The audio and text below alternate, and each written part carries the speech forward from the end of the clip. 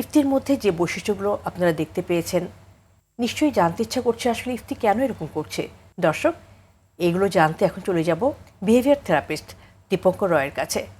ইফতি এই আচরণগুলো কেন করছে? আজকে আমরা ইফতিকে যেভাবে দেখলাম, আসলে প্রথমটা যেভাবে শুনেছিলাম যে শুরু থেকেই তার একটু কমিউনিকেশন, তার ডেভেলপমেন্ট এগুলো ডিলে ছিল, বা এখন পর্যন্ত সে কিন্তু প্রপারলি কমিউনিকেট করতে পারে না।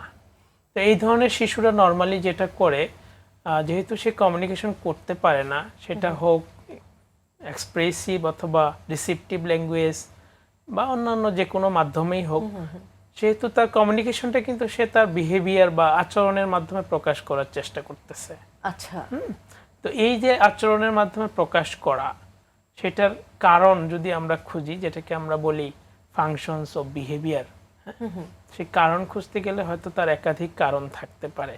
এই যে বৈশিষ্ট্যগুলো আমরা দেখতে পেলাম ইফতির মধ্যে, মানে সারাক্ষণই আঙুলগুলো নাড়াচাড়া করছে কিংবা স্থির হয়ে কোথাও কিন্তু খুব একটা বসে থাকছে না, পাশাপাশি দেখা যাচ্ছে তার মধ্যে একটা চঞ্চলতা।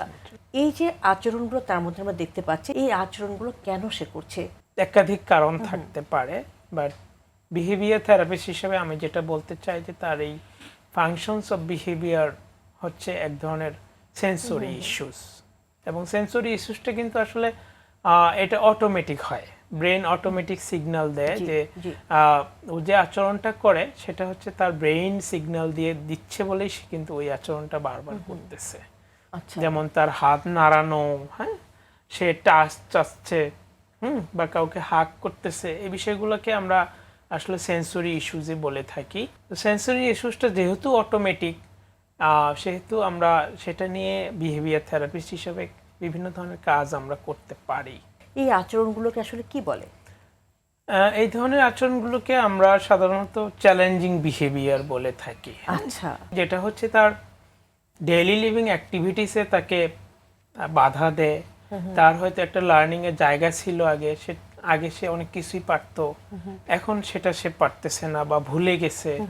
আরেকটা বিষয় আমরা বলি, সেটা হচ্ছে যে নতুন কিছু শিখতে গেলে এই চ্যালেঞ্জিং বিহেভিয়ারগুলো তাকে শিখতে বাধা দিচ্ছে। আচ্ছা। তো এই যে বিষয়গুলো, সেটাই কিন্তু আসলে তার ডেভেলপমেন্টের প্রধান একটা অন্তরায় হিসেবে আমরা ধরে থাকি। বিহেভিয়ার থেরাপিস্টরা সেখানেই বোধহয় কাজ করেন, তাই না? সব অটিজম বৈশিষ্ট্য সম্পন্ন শিশুদের মধ্যে কি চ্যালেঞ্জিং বিহেভিয়ার দেখতে পাওয়া যায়? হ্যাঁ, কম বেশি সব অটিজম বৈশিষ্ট্য সম্পন্ন শিশুদের মধ্যেই চ্যালেঞ্জিং বিহেভিয়ার দেখা যায়। আচ্ছা, সেটা বিভিন্ন ধরনের চ্যালেঞ্জিং বিহেভিয়ার থাকে। হয়তো কারো এলোপমেন্ট থাকতে পারে। এলোপমেন্টটা হচ্ছে যে আপনি তার সাথে একটা কাজ করতেছেন, হঠাৎ করে সে ওই জায়গাটা থেকে লিভ করলো, বা আপনাকে সে কাজে আপনার সাথে এঙ্গেজ থাকলো না, এরকম একটা প্রবলেম উইদাউট পারমিশন, বা হয়তো তার ভালো লাগতেছে না, সে মুহূর্তে উঠে চলে গেল বা ওই জায়গাটা লিভ করলো, সেটাকে আমরা এলোপমেন্ট বলে থাকি। তার ফিয়ার থাকতে পারে, অ্যাংজাইটি থাকতে পারে, যেমন একটু আগেই বলেছিলাম ইন্ট্রোসেপটিভ ইম্পেয়ারমেন্টস থাকে তাদের, হ্যাঁ, তারা শাউটিং, ক্রাউইং, স্ক্র্যাচিং, বিভিন্ন ধরনের বিহেভিয়ার করতে পারে, এবং এই সবগুলোই হচ্ছে চ্যালেঞ্জিং বিহেভিয়ার।